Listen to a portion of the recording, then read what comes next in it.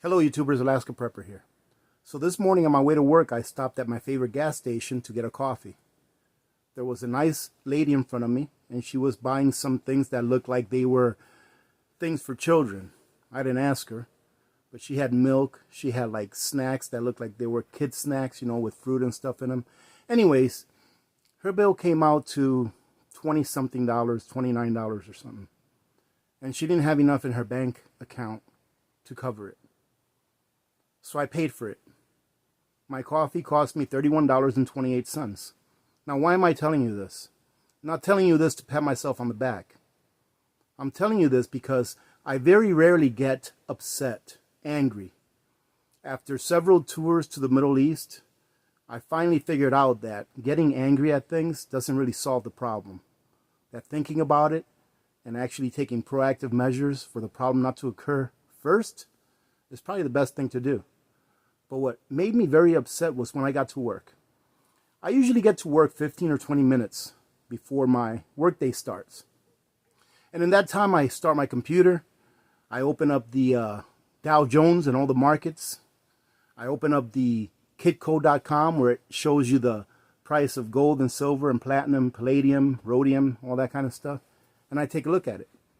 And what really got me upset was that today, the stock market did great. 28,000 and something. The S&P, I believe, was like 3,300 and something. NASDAQ was 11,000 and something. I mean, the stock market, the equity market is doing great, ladies and gentlemen. But a lady can't pay for milk and a few snacks for their kids. The American people are hungry. But the stock market is doing great. So everything must be just fine. People who've worked all their lives to start a business, to make something that's theirs, has been taken away. I was thinking to myself, I've been doing this YouTube thing for about 3 years now. And what a lot of people don't know when they watch a YouTube channel, like I put out a 12-minute video, I think it was Monday morning, right? That 12-minute video took me about 3 to 3.5 hours to make. So what people don't realize is all of the work in the background that goes to putting up a few-minute video. So I was thinking to myself, what if tomorrow YouTube just went away and all of the work and all of the relationships that I've made through YouTube just went away after 3 years of working really hard at something that I'm passionate about? That is more than a hobby. I consider it a responsibility now for me to stay in touch with the audience that has become the AP community. What if all of a sudden it just went away? It was just taken away from me. Now multiply that feeling times 10 or 100. Because these people that have just lost their businesses from one day to the next, their business is gone. It didn't matter how long they worked. It didn't matter that they have to use that money that they make from that business to feed their families. It don't matter. It's gone. And more than 50% of them aren't coming back. But that's okay, ladies and gentlemen, because guess what? Stock market's almost at all-time highs again. Good times are back again. I read a very interesting email today that a very good friend of mine sent me. And it was a quote from a person whose name is Stalin. Now, I looked this up, and it shows that that quote is more of a legend than a fact. However, I'm going to go ahead and share with you because it makes a lot of sense, and it is what I see happening to our country and our countrymen today. So this is how it goes. Stalin was standing on a stage in front of his high commanders, all of the people that he commanded over that were high ranking. And he was teaching them, how do you control the people? And in order to illustrate to them how easy it is to control the people, this is what he did. He took a chicken, a live chicken, and he pulled all of the feathers out of this chicken, one by one, until there were no feathers left. And this chicken was still alive in the end, and it was all bloody and red and bruised. And he took the chicken and he put the chicken down on the floor next to him. And many would think that that chicken would have just ran away. But as soon as he put that chicken on the floor next to him, he put a little piece of wheat on the floor. And the chicken ate that wheat. And from that point on, that chicken would follow him everywhere. Why? Because the chicken had succumbed. The chicken had succumbed to everything that was done to it and had absolutely no hope. That chicken had no hope. And that is what I see happening, ladies and gentlemen. Our countrymen, they're losing hope. They've used this crisis to the extent that our middle class is almost gone. I mean, 10,000 families in just one borough in New York City need assistance from food banks on a weekly basis. 10,000 families. That's just in one borough. People are losing their houses left and right. By this winter, it's looking like there's going to be maybe 20 million evictions or so. Where are those people going to live? People can't pay their bills. People can barely eat, but that's okay because the corporations are doing really well. And guess what, ladies and gentlemen? It looks like there's going to be nice bonuses for the CEOs this year. They're going to get really nice bonuses, especially those people that manage funds on the stock market, because the stock market is doing so well with freshly printed money that you and I paid for. We should feel like really good Americans. We're doing so much good for our country to be making the richer even more rich. I think it's Apple that is now valued at over $2 trillion. And yet, a lady this morning couldn't buy milk for her kids. Understand this, ladies and gentlemen. We are not in their club. That is why I am still saying prepare. You need to get prepared. If you get any money from any kind of stimulus, you need to use that to get prepared. Because they are going to keep milking this until there is no middle class. And until there is only two classes, one up here and one down here.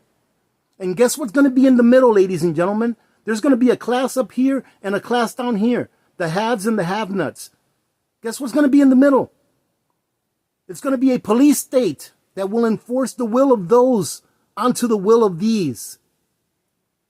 That's what's going to happen.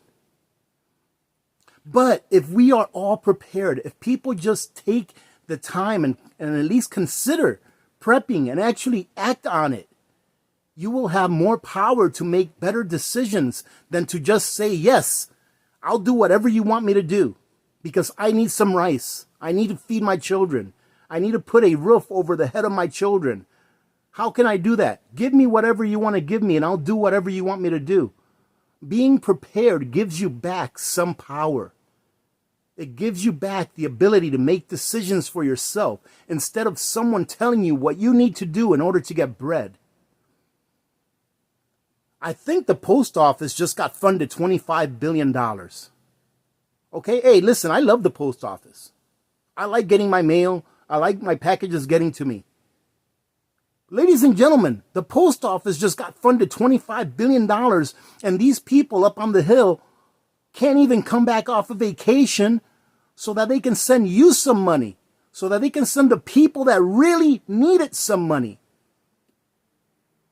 What in the world is wrong with that picture? I know what. Because what they're doing is they're plucking the chicken. They are plucking that chicken. And until the chicken says, I will do whatever you want me to do, for that piece of wheat, they will keep plucking the chicken.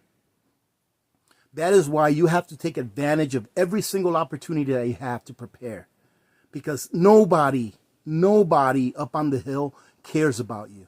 They can tell you that all they want, but actions speak louder than words, ladies and gentlemen. I've been thinking about that lady all day long. And the problem is this, is that it's not her. To me, that lady represents tens of millions of people in our country that cannot provide for themselves because their opportunity to provide for themselves and their families has been stripped from them.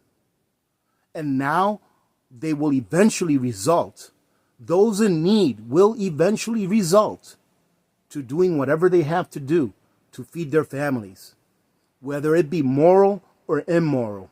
They will do what they need to do to feed their families. Can you blame them? I can't. Now, ladies and gentlemen, let me tell you what. I'm not the type of person that says, yes, government should take from some people to give to others. I'm not that type of person. I'd rather teach people how to fish than to give them a fish. But when the government is taking your wealth, when the government is taking the wealth of the future generations to bail out these companies that have in the past done the wrong thing with their capital, they have done the wrong thing with their capital. They took the money that they were given in the last bailout and they gambled it and they lost it. And now they got more. I'm not for the government giving anyone money. But instead of giving it to the corporations, give it to the people. Because this system is done. This system has to be reset. Get it through your minds. Get it through your skull. Think about it. Now that you have the time, now that you can't go to work, think about it. Do some research. This system will be reset. And every time a system is reset, the people that lose the most wealth are the middle class and the poor. We will lose a lot, ladies and gentlemen. That loaf of bread that they're offering you, that $1,200 loaf of bread that they're offering you, that's going to cost you your freedom. That is going to cost you your ability to provide for your family in a way that is conducive to the standard of living that you've been used to for all of these years because you've worked hard for it. That is all gone. Just think back to one of our previous resets. I won't go back to 1971 because that one's a little more complicated than the 1933 reset. In 1933, once FDR took all the gold from the American people, what did he do? He revalued gold at about 60% higher.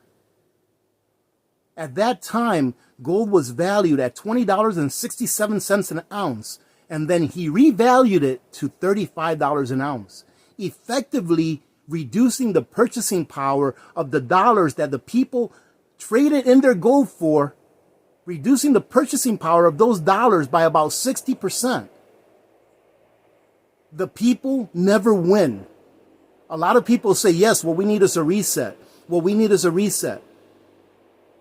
Maybe so, ladies and gentlemen. But every time there's a reset, the people lose. Those in power will make sure of it. What can you do about that? What can I do about that? Not too much we can do to go up against an institution that is as powerful as ours is. But what we can do is we can prepare. That way we don't have to stand in a quarter-mile line with our kids because we want to go get a basket of food. Prepare, ladies and gentlemen. I don't know how many times I have to come out here and say this, but you know what? I'm going to keep doing it. Because if even one person gets something out of this, even if one person wakes up from the crying and the screaming that I'm doing, it'll be well worth it. The haters are going to hate, but you know what, ladies and gentlemen? The haters are going to be hungry sooner than we are. And that's just too bad because you have a chance. You have a chance right now to get prepared to not have to be a slave. Is that what you want? Do you want someone telling you what to do all the time just so that you can have a little bit of security? Ladies and gentlemen, let me tell you what. I can tell you right now, if you want to go to the more secure place in the world, where you will get 3 meals a day, where people will make sure that you never get hurt, where you get exercise every day, where you get to read whatever you want to read, where you get to watch TV all you want, just go to a maximum security prison. If you want security that bad, if you want to be fed by the government, If you want to be allowed to do things by the government, if you want them to tell you what to do all the time, just go to a maximum security prison. You can comfortably live in an 8x8 cell where they let you out to exercise 1 hour a day, where they give you 3 meals a day, where they even allow you to make a phone call once a week, and you can have all the books and entertainment you want in your cell. That is security. Or do you want freedom? The first way for you to start becoming more free is to start being more independent of the system. Stop relying on government to give you those things that you require in order to live. Your life is your life. It belongs to no one else. Take responsibility for your life.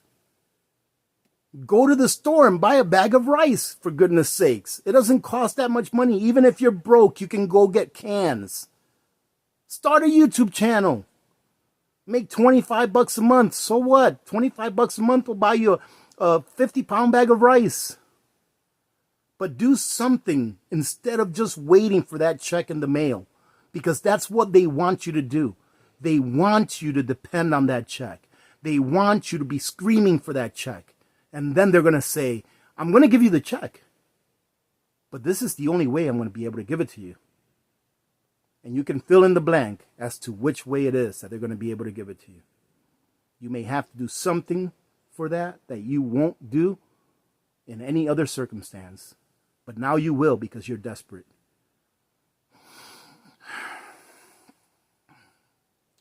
Ladies and gentlemen, I do this because I want to inform you. I want to wake you up. I truly love my countrymen. And I want us to survive this. But I want us to survive it the right way. Why survive this if we're all going to be slaves?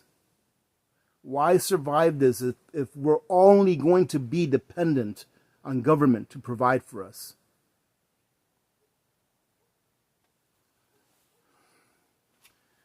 And the funny thing is, ladies and gentlemen, today I had a plan on doing a prepper pantry cooking video.